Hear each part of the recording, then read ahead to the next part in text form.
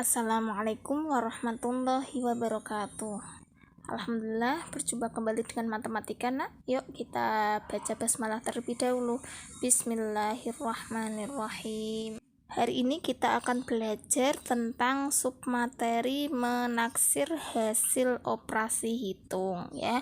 Bisa kalian baca di buku paket halaman 34. Menaksir hasil operasi hitung itu apa sih? Yaitu memperkirakan hasil operasi hitung mendekati hasil sebenarnya, ya. Jadi nanti kita perkirakan hasil hitung operasinya. Bagaimana cara menaksirkan hasil operasi hitung? Nanti caranya setiap bilangan kita bulatkan terlebih dahulu. Dibulatkan satu persatu bilangannya. Setelah itu baru dihitung. Jangan kebalik ya, nak. Jangan dihitung dulu baru dibulatkan. Contoh ya, ini diminta untuk menaksirkan hasil operasi hitung ke puluhan terdekat. 28 ditambah 54. Berapa taksirannya? Nah, caranya kita bulatkan bilangannya satu persatu, ya. 28 kita bulatkan. Karena satuannya itu 8, maka berubah menjadi 10. Berarti 28 menjadi 30. Ingat yang kemarin ya. Selanjutnya kita bulatkan yang 54. 54 karena satuannya itu 4 ya, di bawah 5, maka langsung menjadi 0. 54 menjadi 50. Setelah itu baru kita jumlahkan hasil pembulatan tadi. 30 ditambah 50 sama dengan 80. Begitu ya cara untuk menaksirkan hasil operasi hitung. Taksiran ada 3 jenis. Yang pertama, taksiran tinggi. Kedua, taksiran rendah. Ketiga, taksiran baik atau disebut juga terdekat, ya. Nanti kita ulas satu persatu. Yang pertama adalah taksiran tinggi, ya. Taksiran tinggi itu semua bilangan dibulatkan ke atas, baik ke dalam ratusan, puluhan, atau ribuan. Contoh ini, 24 ditambah 37. Taksiran tingginya menjadi berapa? Kita bulatkan dahulu 24. Kita ke ataskan semua, karena ini puluhan. 2 kita tinggikan, jadi ditambah 1. 2 tambah 1, 3. Belakangnya 0, 30. Ya, 24 menjadi 30. Ditambah 37 kita taksirkan ke taksiran tinggi.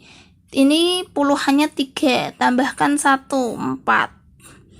4 belakangnya, karena ini satuannya 1, satuan. Nah, 0, 40. Berarti 30 ditambah 40. 70. Begitu ya. Kita bulatkan ke atas semua. Sekarang ini coba 764, karena ini posisinya yang paling tinggi adalah ratusan, 7. Kita bulatkan dulu ini 764. 700 berarti langsung kita bulatkan menjadi 800. Nah, dikurangi 245. Ini posisi yang paling tinggi adalah ratusan, 200. Kita tinggikan berarti 300. Berarti 800 dikurangi 300, 500. Nah, sekarang contoh yang ketiga, 565. 500 posisinya ratusan, 500 kita tinggikan berarti 600. Dibagi 28 posisi tertingginya puluhan, berarti 20 kita tambahkan 1, 30. Yang belakangnya 0 ya. 600 dibagi 30 bisa dicoret. 60 dibagi 3, Yang kedua ada yang disebut taksiran rendah, ya. Taksiran rendah itu semua bilangan dibulatkan ke bawah, ya. Kalau taksiran tinggi dibulatkan ke atas, kalau taksiran bawah ke bawah, baik ribuan, ratusan atau puluhan. Ini contohnya seperti tadi, tapi di sini kita buat taksiran rendah. Yuk coba. 24 kita taksir ke taksiran rendah. Jadi kalau ini puluhan berarti satuannya nanti dibuat 0. Berarti 20. Ya, ditambah 37. Ini posisinya paling tinggi puluhan, berarti ini langsung dibuat 0. 30. 20 ditambah 30 50. Sekarang 764. 764 posisi tertingginya di ratusan, berarti yang ini langsung dibuat 0. Ya, kalau taksiran rendah itu di bawah nilai tempat yang paling tinggi belakangnya itu dibuat 0. Langsung menjadi 700. Ditambah 200, bukan ditambah ya nak ya. Dikurangi karena di sini soalnya dikurangi. 245 berarti ini 45-nya dibuat 0. 200 dikurangi 200. 700 dikurangi 200 hasilnya 500. Sekarang 564 taksiran rendah kita buat berarti 500. Yang 65 kita buat jadi 0. Dibagi 28 kita taksiran rendah berarti 20. Kalau taksiran rendah berarti ini puluhannya tetap, belakangnya tinggal diganti 0. Ya, kalau taksiran rendah. 500 dibagi 20 berapa? Kita coret ya. 50 dibagi 2 25. Nah, begitu untuk yang taksiran rendah. Berikut perbedaan taksiran tinggi dan rendah, ya. Perhatikan dengan seksama. Kalau yang 24 ditambah 37 hasilnya yang tinggi 70, yang rendah 50, ya. Kalau yang 764 dikurangi 245 kebetulan sama, tapi kalau dilihat dari taksiran tinggi dan taksiran rendahnya berbeda, ya.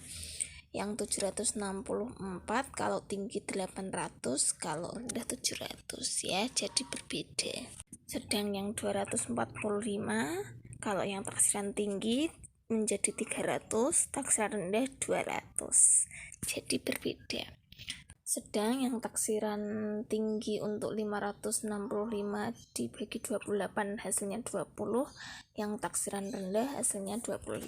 Begitu ya untuk yang taksiran tinggi dan taksiran rendah. Sekarang taksiran terbaik atau terdekat, yaitu taksiran yang menggunakan aturan pembulatan terdekat, ya. Kalau nanti belakangnya 1 sampai 4 jadi 0, 5 sampai 9 jadi 10, ya. Contoh 24 ditambah 17 kita bulatkan masing-masing. 24 belakangnya puluhan 2 itu 4, berarti berubah jadi 0, hasilnya 20. Sedangkan 17 satuannya 7, ya, belakangnya 1 itu 7, berubah menjadi 20 karena 7 itu termasuk 5 sampai 9 berubah menjadi 10.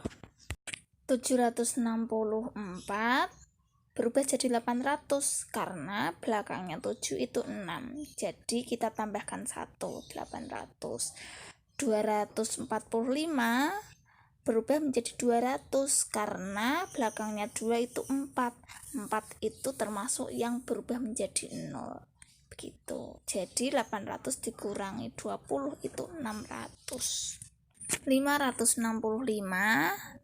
berubah menjadi 600 karena 5 yang ratusan itu belakangnya 6 termasuk yang berubah jadi 10, jadi naik 5-nya tambah 1, 600. Sedangkan dibagi 28 ya, karena belakangnya 2 itu 8, maka ditambah 1 jadinya 30.